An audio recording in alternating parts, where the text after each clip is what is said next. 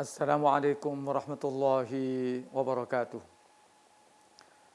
Bismillah, alhamdulillah, wassalatu wassalamu ala rasulillah wa ala alihi wa ashabihi wa mawalah wa la hawla wa la quwwata illa billah.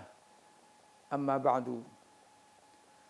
Pemirsa NU Channel dimanapun berada, dan mudah-mudahan dirahmati serta dimuliakan Allah Subhanahu wa taala. Ada satu pesantren yang terapung. Pesantren pertama, pesantrennya Nabi Nuh alaihi salatu wassalam. Berdasarkan wahyu Allah Subhanahu wa taala, Nabi Nuh membuat pesantren. Pesantren yang sangat luas di daratan yang kala itu semua orang-orang kafir yang tidak percaya kepada Nabi Nuh mencemooh. Gimana ceritanya di tengah hutan, di daratan yang jauh dari air, membuat perahu. Nabi Nuh ini kayaknya memang sudah gila ini. Tapi Nabi Nuh alaihi salatu wassalam tetap tenang. Karena ini wahyu dari Allah Subhanahu wa taala. Wasna'il fulka bi'ayunina wa wahyina wa la tukhatibni fil ladina zalamu innahum mughraqun. Nuh, tenang. Teruskan membuat perahu.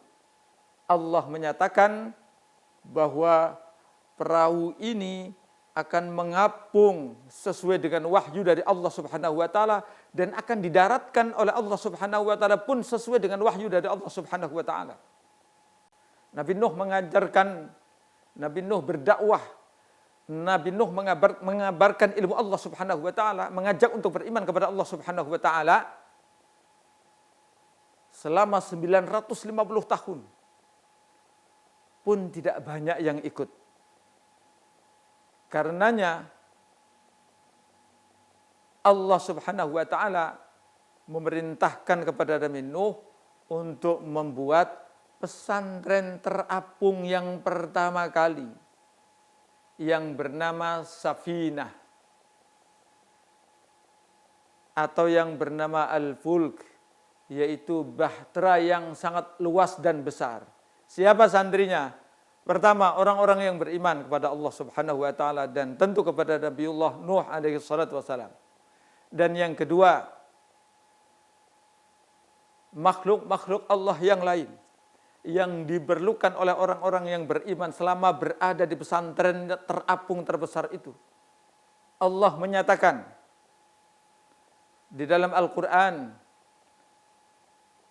dinyatakan bahwa mereka itu dinaikkan oleh Nabi Nuh, bukan hanya orang-orang yang beriman, makhluk-makhluk Allah yang lain, hewan-hewan dan kebutuhan-kebutuhan yang lain, itu diangkut oleh Nabi Nuh min kullin zaujainis nain.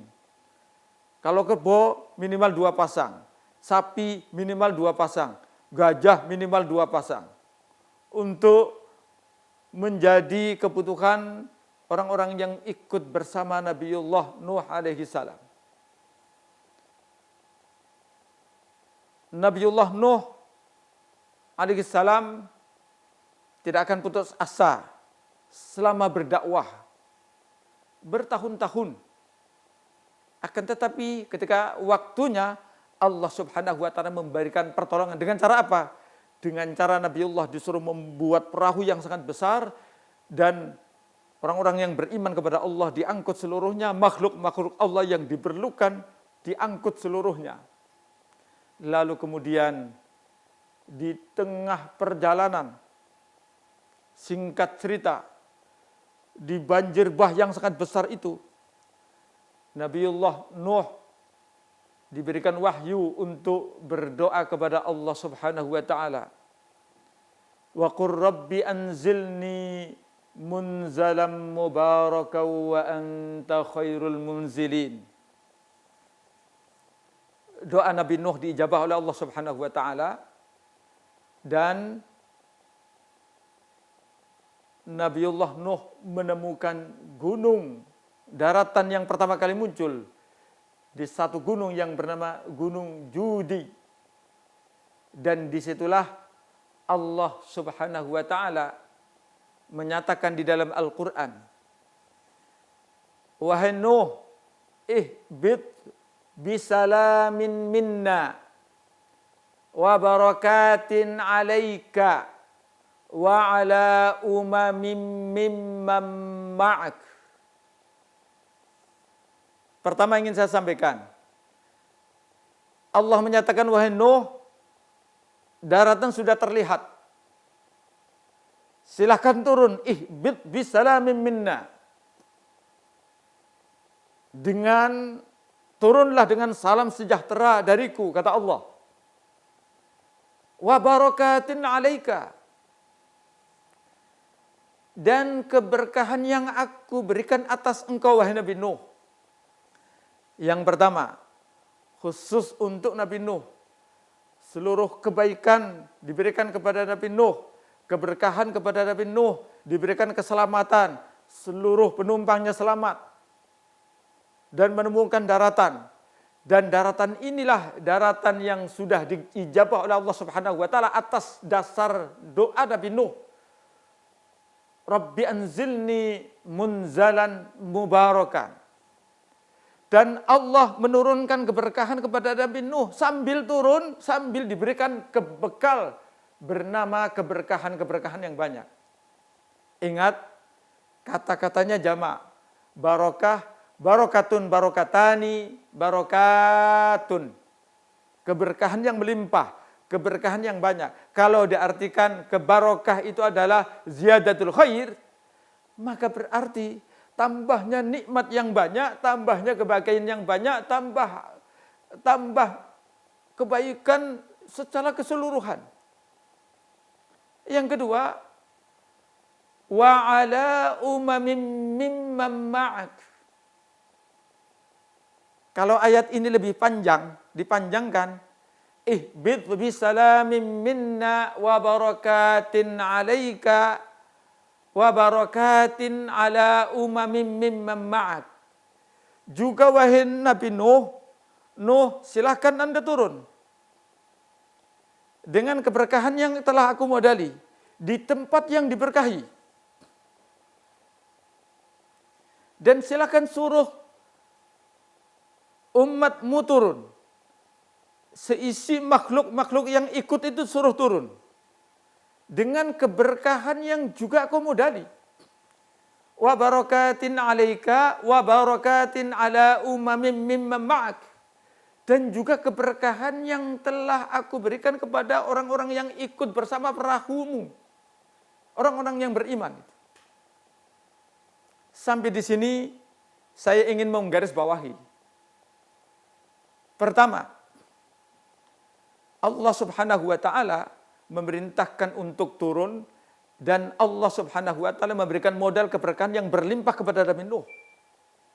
Sebagai pribadi, sebagai nabi, beserta keluarganya, Allah melimpahkan keberkahan. Atas dasar apa Allah Subhanahu wa taala melimpahkan keberkahan?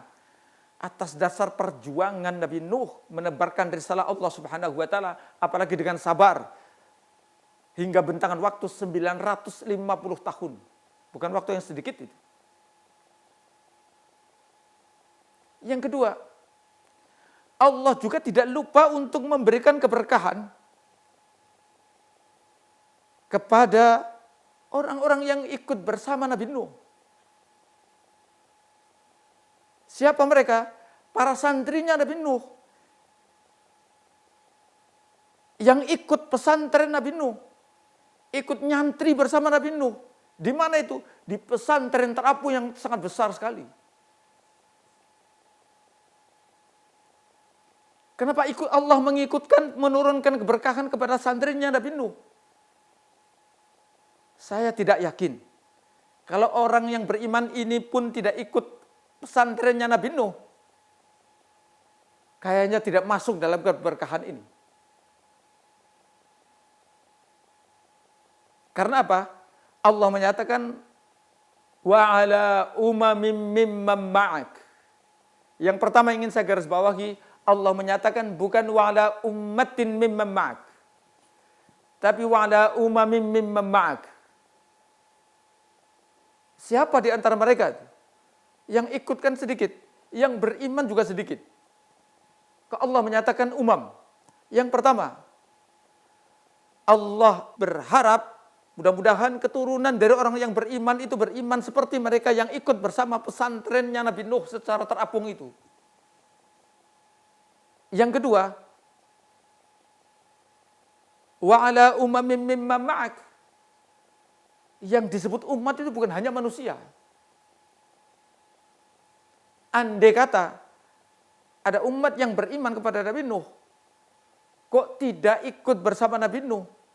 Nggak ikut nyantri dengan Nabi Nuh, bisa jadi tidak masuk dalam kategori orang yang diberikan keberkahan oleh Allah Subhanahu wa taala terhadap Nabi Nuh dan umatnya. Demikian, wal afu minkum billahi taufiq wal hidayah wallahul muwafiq ila aqwamit thariq. Wassalamualaikum warahmatullahi wabarakatuh.